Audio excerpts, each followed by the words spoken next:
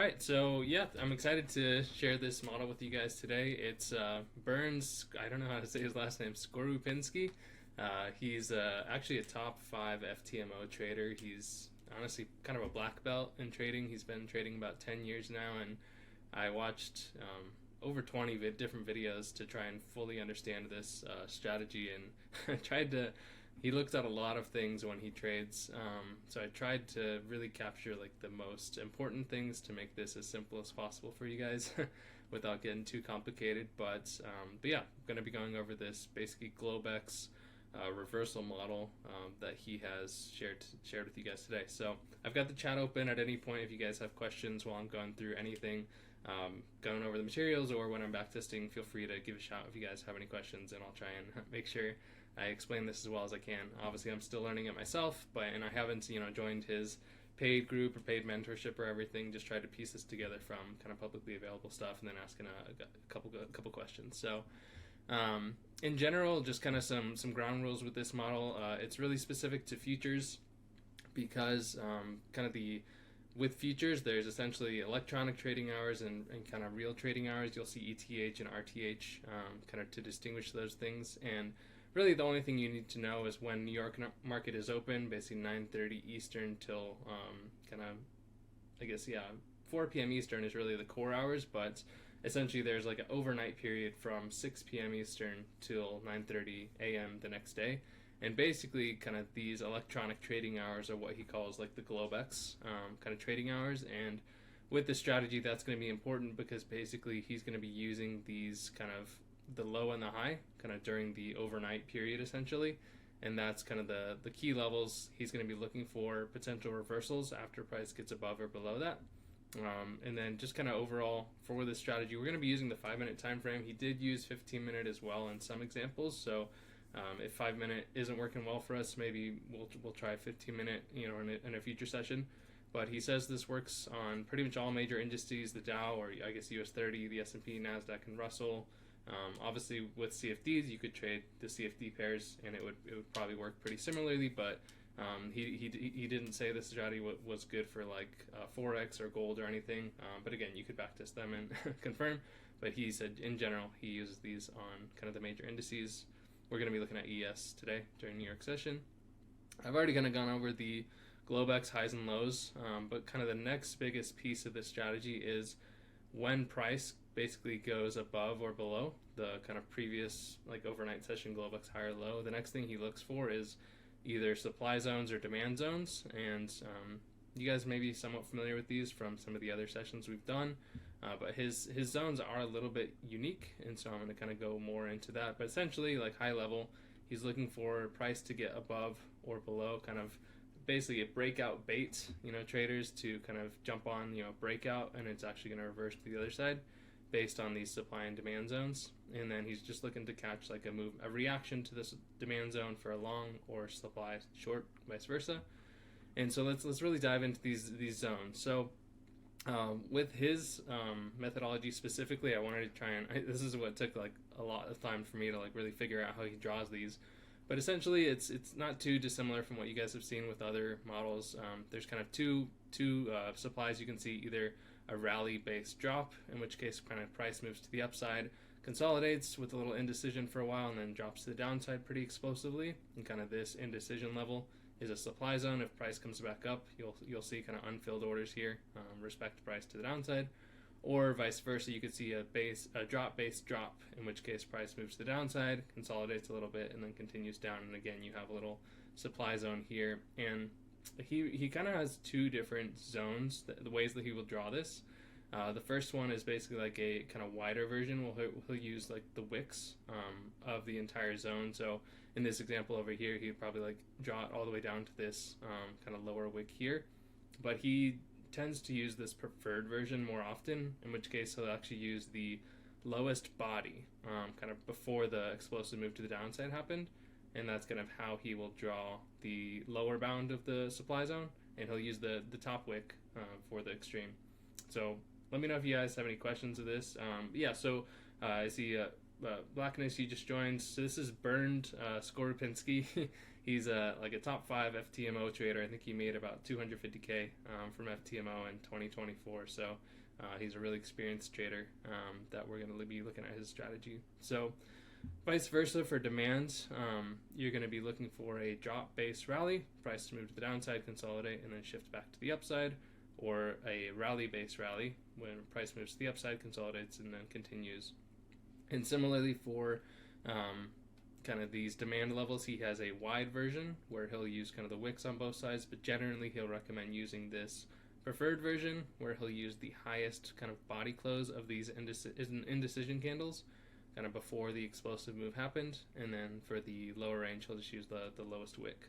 So hopefully that makes sense. If you guys have more specific questions, he's got a bunch of different YouTube videos on kind of how he does supply and demand. You can kind of watch those for more or just ask questions, but this is basically the definition that he's used for his supply and demand zones. So that's kind of how I'll do my best to draw them in line with kind of these. They are like a little more, I guess, advanced than like the ones that Doyle uses, for example, which are a lot simpler. He does have, like I said, he has a lot of things he looks at, and he also has a lot of rules. So a few other supply and demand zone rules. He said that there needs to be fewer than 6 candles that created the supply and demand zone, and the main reason for that is, if you think about it, if price comes down like and moves back up like very quickly, then there's not that much time for like larger players to really fill a bunch of orders. Versus if there's, a bunch of candles in that area, like there's going to be fewer unfilled orders, and so the zone will be maybe less reactive.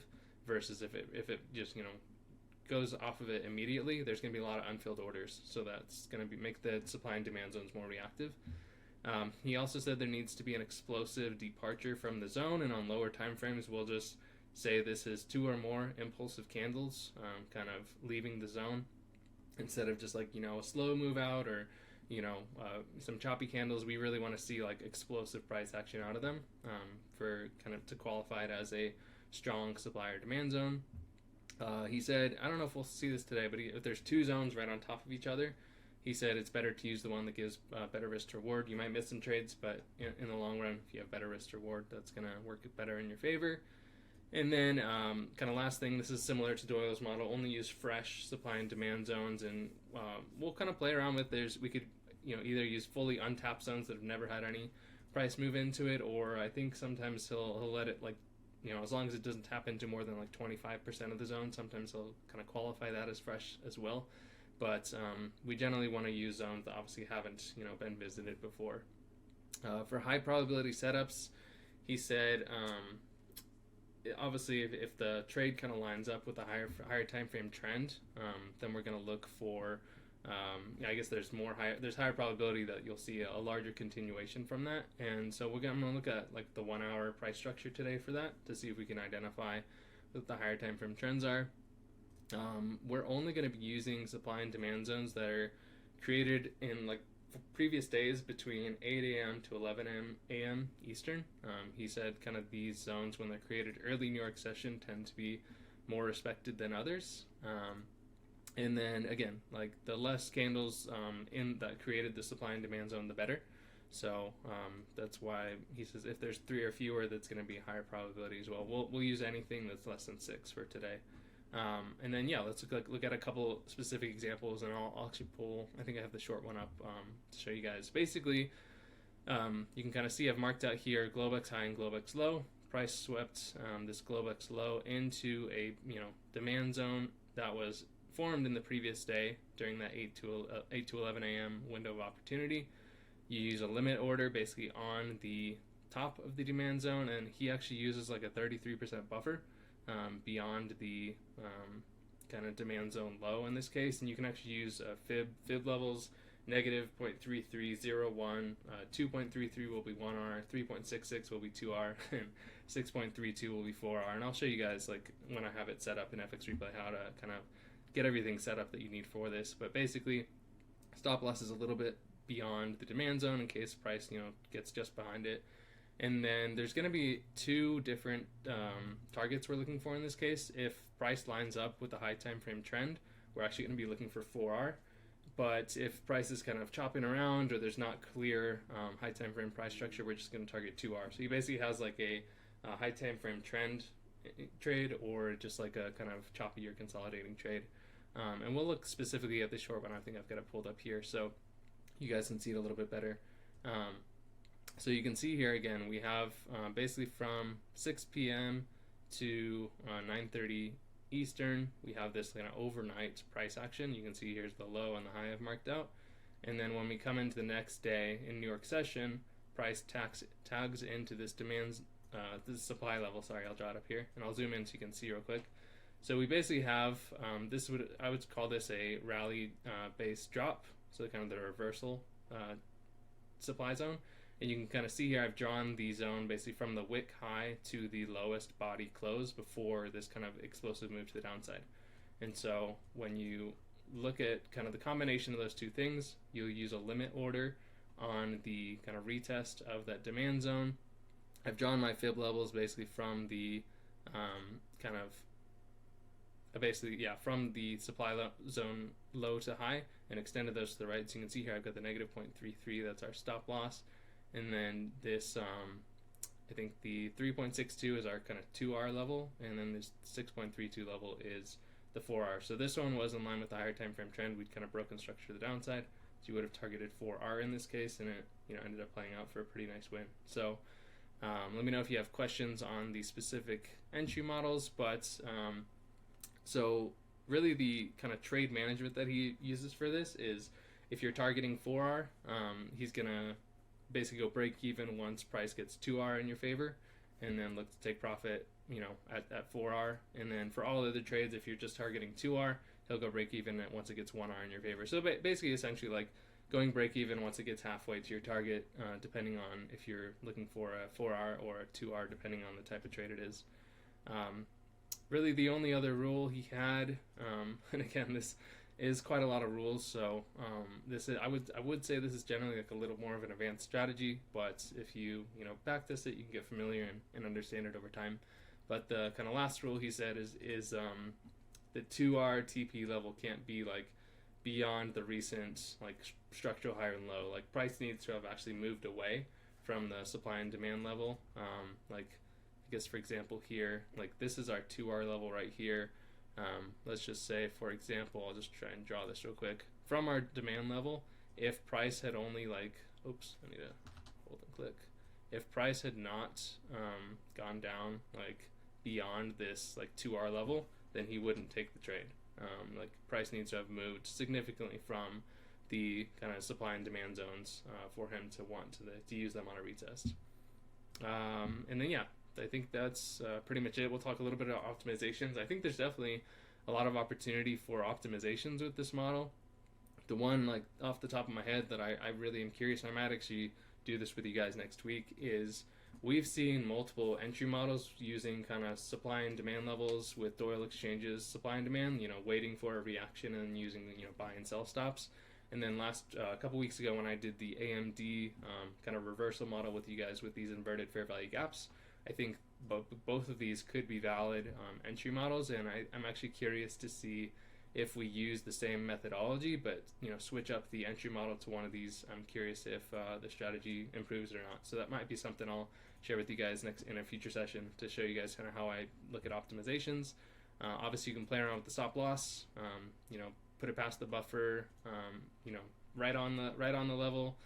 You can kind of play around with the stop loss buffer a little bit if you want. I think he said 33% is kind of what he's been able to figure out from optimizing. But and then again, like the take profits, the 2R versus 4R, when to go break even or not, partial trims. Like there's a lot of different ways you can optimize the take profits as well. So let me know if you guys have questions. Obviously, this is again like a little more complicated, but hopefully when we go into backtest it and you see some more examples, you'll be able to understand it a bit better. But let's go ahead and dive into the charts. So I have done a little bit of kind of prep work to kind of show you guys a few initial examples here, and I think the first trade I'm going to come back to is this day right here.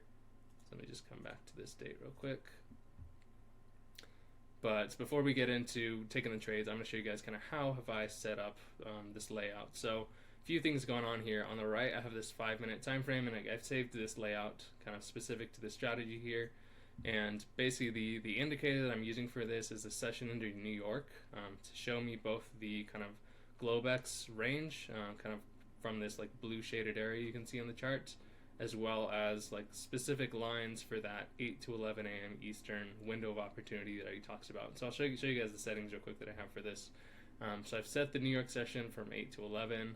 I actually didn't use the Asia session for this. I just kind of set this London session from basically 6 p.m. Eastern to 18 with the military time to 9:30 the next day. And then I've shown the New York time lines for that kind of 8 to 11 window. What else? Visibility, obviously just showing kind of these two sessions, and maybe I'll make this a little bit lighter so you guys can see it a little bit better. I want to make sure it's visible on the charts for you guys. And then I've got the 1 hour time frame on the left side, so mainly you're just going to be using this to look at price structure. Obviously we are kind of in an uptrend now, and then we've broken structure to the downside, so going to be using the 1 hour time frame to try and identify the higher time frame trends and decide if we're going to use kind of the 4 hour target or 2 hour target. So with that, let's kind of dive into these first couple trades that I have kind of marked out for you guys. This first day in February, it was a really large Globex range. Sometimes you'll see smaller ranges, sometimes you'll see bigger ranges. Obviously there was a news event kind of pre-market with CPI that caused a pretty large move kind of pre-market. And so going to our 5-minute time frame, if we go to the start of New York session, just about right here, we can see so we've got our kind of Globex high right here that I've got marked out. I'll try and use these templates I've got here saved out. Globex high right there, and then this Globex low is basically the lowest price got before New York open, so it was right here. So this is our Globex low. Use these templates to easily label them. And so we're going to look to the left and basically try to find untapped demand zones in this case. So looking at price over here, and I'm only interested in demand zones created in that 8 to 11 window.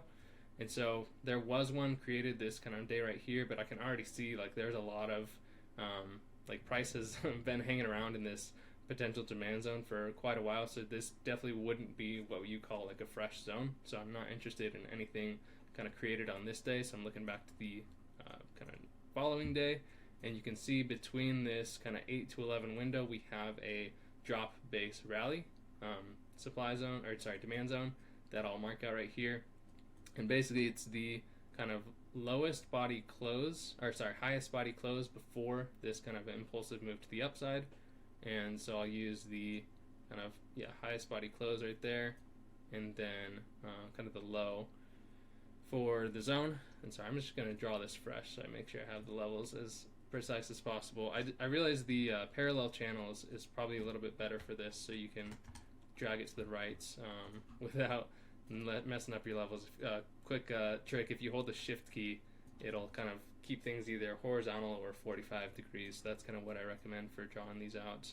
And before I get over to the right, you can see here I've drawn my fib basically from the kind of high of this zone to the low of the zone, and that gives me my levels. And then we'll have kind of the areas that we want to look for this trade. So sorry, bear with me while I bring this back over to where we need to be over here. And so really the only thing we care about for this strategy is, okay, we've broken this Globex low, we have a fresh demand zone right here, so we're just going to put a limit order down here. And since this is against the trend, and you can see here on the 1 hour time frame we've kind of broken structure to the downside, we're making lower lows and lower highs. Obviously pretty explosive move to the downside with CPI. This is technically like a counter trade, and so we're definitely only going to look for 2 hour in this trade instead of like a 4 hour target.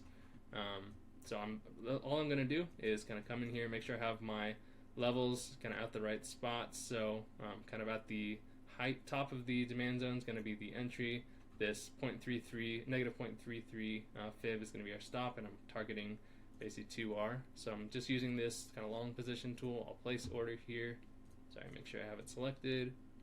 Place order. I like to use 1% of my initial account balance. This is going to be a buy limit. And we are going to use the auto break even feature after 1R in this case. So once it gets 1R in our favor, it's either going to be a win at 2R or break even, and we'll place this order. So let's kind of see how this one plays out. So early New York session, price is kind of chopping around, and then we do get a visit into our demand zone right here. And this is a good example of why he likes to use the buffer. You can kind of see here if I zoom in a little bit. We got a wick kind of below the demand zone, and then you'll see shortly a nice reaction to the upside right after it. So really nice win on this example, and it's kind of has all the different ingredients that he likes to look for. We swept the Globex low. We have a nice, fresh, untapped demand zone that was created 8 to 11 a.m. on this previous day, and we got a nice reaction off of it to catch 2R. Potentially could have caught 4R on this one, but again, we're just trying to be conservative when price is kind of going against the overall trend. So that's pretty much it for this first day. So I'm going to go to make sure I have my settings right for I've got my go-to for the next day. So going to see if there's any other trades for this specific day. We have our kind of Globex low here. We have our Globex high here. Use templates, Globex high, template, Globex low. And again, during this previous window, not really anything I would be interested in, because there's no demand levels with the reaction that's untapped. But we do, and yeah, again, we've already tapped into this one over here, so I'll probably just delete this one at this point. It's not really relevant anymore. And on this previous day, we did have a really nice supply level created, but it was after that kind of 8 to 11 window. So really nothing that I would even be interested on this day. So I'm just going to go ahead and skip to the next day, because there's no, regardless if it sweeps the high or low, if we're sticking just to the kind of high probability setups that he talks about, there's not really any key supply and demand levels that I'm looking for on this specific day. Do we have one here? Looks like we potentially do. So if I'm looking at this, it was technically after the 8 to 11 window. So let's get our levels charted out. So we have Globex high here that I'll map out. So this is the Globex high. Draw that around. We have our Globex low. Template Globex low. And this is what I would say is an example of it's not untapped. Like, this level has had a wick into it, but I think by his definition, he said if it doesn't go at least like 25% into the zone, he'll still like consider it fresh. So this would be, like, by that definition, still a valid level for us to look at. Kind of how I've drawn this, you can kind of see I basically used the highest body close before we saw at least two kind of impulsive moves, candles to the upside, and again the lowest wick for the bottom of this. So draw my fib levels kind of off of this zone, and then try to do my best to draw it out to the right so we have them ready for our order right about there. Let's try and get as close as I can, and then let's see if this trade was in line with the trend or not. I think I'm probably just going to look for 2R in this case, and the reason being is this, what time is it that I have this set up right now? Yeah, it's almost, let me see like where this 1 hour candle closes. So we can see here we've gotten a pretty aggressive break of structure to the downside. We were in a really nice uptrend for a while, but now that we've broken structure to the downside, I would say a long is probably counter trend, kind of similar to this one we took before. And again, even like on higher time frames, if you look back, like we still haven't made a higher high relative to like the monthly high in February. So I would say this is, based on the 1 hour time frame, counter trend, but again, maybe we could have caught more. I'm just going off of the 1 hour price structure to kind of determine if the trades are in line with trend or not, though. So we'll do a limit order on the kind of zone high, stop at the 0.33 bottom, and we're just going to target 2R in this case. 1% buy limit, auto break even after, sorry, no tag in this case, auto break even after price gets 1R in our favor. So we'll save, and let's see how this one played out. Slow it down a little bit so we can, so it tags us in, we're at auto break even now, and then it hit our TP. So both of these early examples, it seems like using a little bit of a buffer past the zone is, useful. Obviously it's super small sample size, but I can see why he likes to use the buffer for this example. But again, just to review, we kind of swept the Globex low. The Globex high actually lined up with this 4R level pretty nicely. I'm curious now if it would have tagged our target. Maybe not till the next day. No, not quite. So yeah, this is, I guess, a good example of why he only goes after like 2R if the trade is kind of counter trend. But yeah, really nice win. Really nice reaction, even though price did dig pretty hard. And this is actually on news. It wasn't like a huge, just consumer sentiment, which isn't like the most the biggest news. But again, you can kind of decide if you want to take trades during news with this strategy or not. Some prop firms don't allow you to, so that's another thing to factor in as well. So we'll go to the next session. Overall, only 2 trades so far, but both have been wins. We're up 4R so far. So let's see.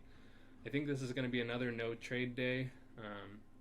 I can see here, we had that supply level, demand level again was respected kind of in the overnight session, but I don't really have any good demand levels in that 8 to 11 window to the left. I'd have to go pretty far back to find additional ones, and we did have a demand level that was created, I keep mixing up the supply and demand. We had a supply level created the previous day, but it was, again, respected in the kind of end of the New York session previous day, so this wouldn't be an untapped level. So I'm just going to go to the next session.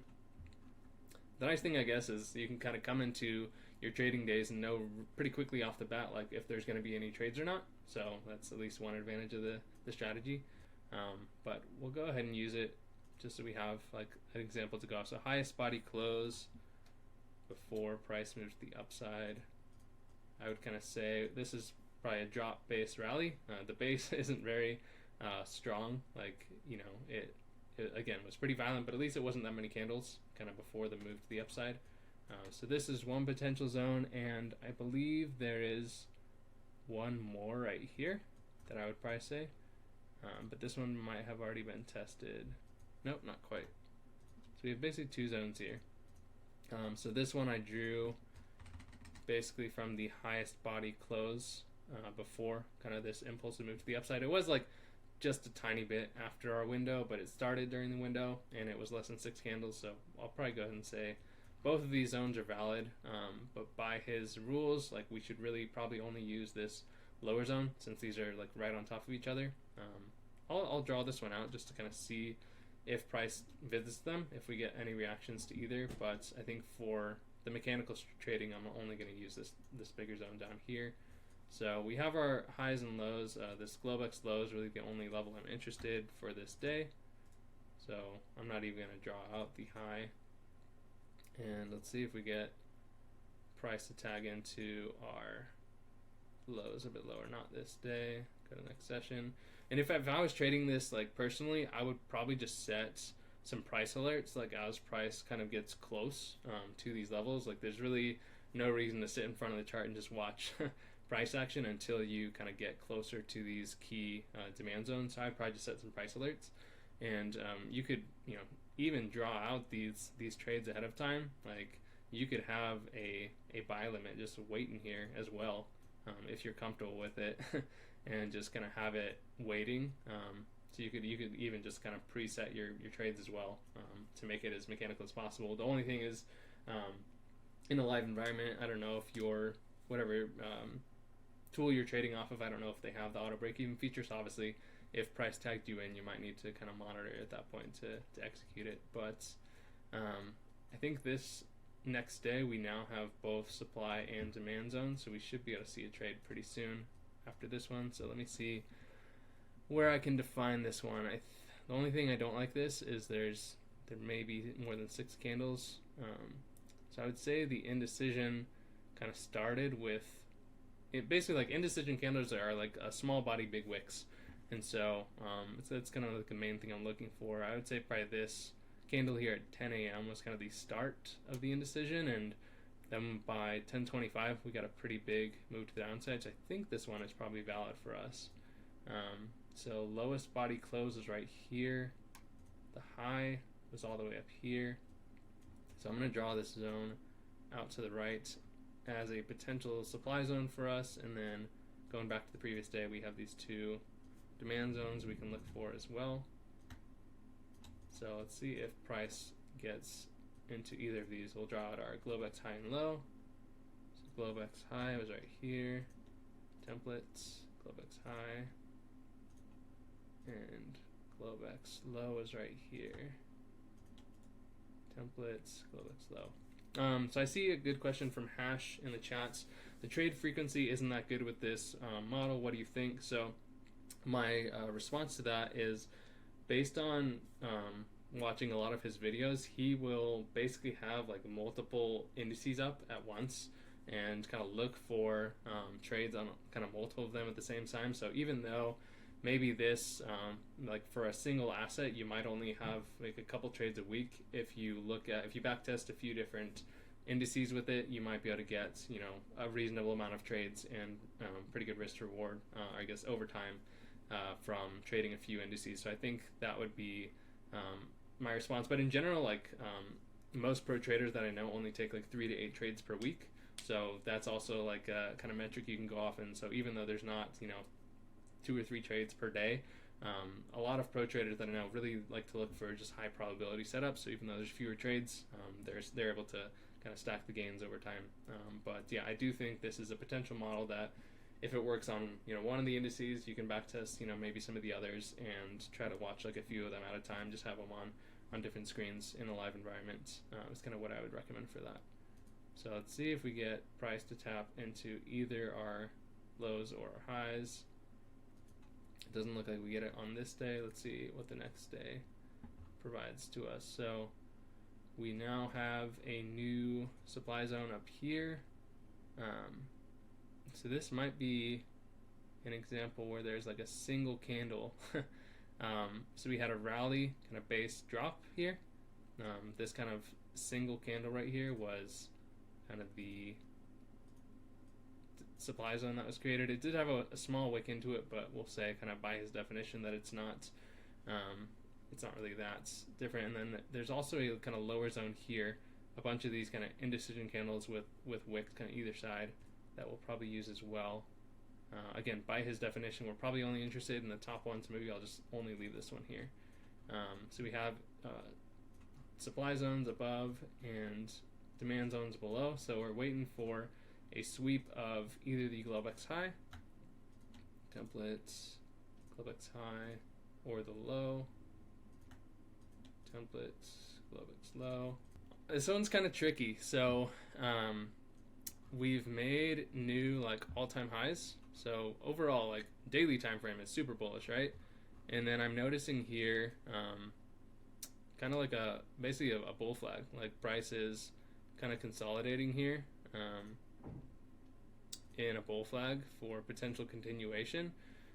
So even though the 1 hour time frame is like on a kind of bearish market structure, I do think like overall, looking at the high time frame structure, like this is a pretty strong uptrend.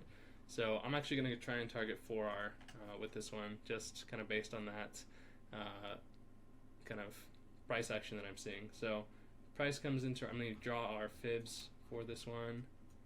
So I'm going to draw it from the kind of low to the, from the high to the low. I'm going to make sure I draw it the right way. So high to the low of our zone, and then I'll drag it out to the right. So we have all of our levels that we need right here, as best as I can. All right. So I'm going to be doing a limit order on the top of the demand zone, stop loss 0.33 to downside, and then let's go ahead and target 4R for this one to see if we can get a bigger continuation move. So place order 1 10% of our initial balance is what I like to use. This case, we're actually using a break even after 2R. Since we're targeting 4R in this case, you're basically going break even kind of halfway towards your target. So we'll place the order here, and let's see how this one played out. So we're auto break even at this point, and it hit our target. So this is a really nice win.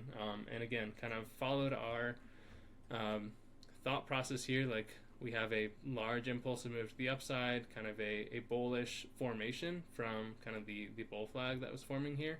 And, you know, we're likely to see price kind of continue higher from that. So we had, again, price kind of came slightly below this demand zone. So three examples, all of these trades did come below the zone. And so I think things like this stop loss is actually pretty good for this model. We didn't go break even until price hit 2R, and then it eventually ran to our kind of 4R take profit. So I think that's probably all the trades that I'm going to go over. I'll, you know, really quickly look at the analytics with you guys. Again, very small sample size, but you know, I would say there's a reason that he is one of the top traders in FTMO. He looks at a lot of things, really only takes high probability trades. And, you know, we saw 2 3R wins and a 4R win with the strategy. It's definitely not 100% win rate. I think if I had to guess, it's probably in the 60 to 70% range over larger sample sizes based on some of the videos. I mean, he has kind of a lot of like kind of custom softwares and stuff he uses, but I'm actually going to be doing a little bit more back testing with this one because I am curious to look at it with some of the other entry models that we've seen and see if it makes a difference in a future week. So I'll try and get this up to like at least 20 or 30 trades so we can kind of see a little bit larger sample size in future weeks. Yeah, average of 2.7R. I want to start with doing an optimization on this strategy with a larger, seeing what the results are with a larger sample size, and then also I want to show you guys kind of how I would do an optimization considering one of the other two entry models that we've seen with these. But yeah, really nice equity curve. Obviously, you know, 3 wins, small sample size, but I will kind of update you guys probably next week once I get this up to like 20 or 30 trades, and we'll try and run some optimizations. As always, if you guys have additional models that you want us to backtest, let me know in the comments, or we have a feedback form. You can kind of share the specific source for the strategies you want. But yeah, hopefully this was helpful for you guys and you learned a bit, and I'll catch you guys later. Have a nice weekend.